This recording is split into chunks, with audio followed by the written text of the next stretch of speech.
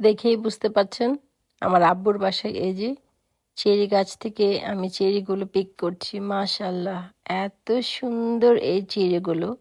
It's a golden cherries, but এই চেরিগুলো আমরা খেতে পারি না, সব পাখি খেয়ে ফেলে আর স্ক্রোল খেয়ে ফেলে। তো আলহামদুলিল্লাহ, দেখুন চেরির কালারগুলো দেখুন, ফ্রেশলি পিক করলাম আমাদের গাছে থেকে। এত মজা, মানে উফ, অনেক মজা। বাট এটার গাছ থেকে পাড়ার স্ট্রাগল কিন্তু অনেক বেশি। এটা তো অল্প কয়েকটা আমি জাস্ট বেলকনি থেকে নিয়েছি, কিন্তু এই চেরিগুলো পুরো গাছটা অনেক বড় হয়ে গিয়েছে। এটা গাছ থেকে উপরে উঠে তারপরে পাড়তে হয়, অনেক কষ্ট। তো এই কষ্টের কাজটা আমি আর আমার আব্বু মিলে করি। তো একদিনে তো পিক করা যায় না, অনেক 2-3 দিন লাগে পিক করতে।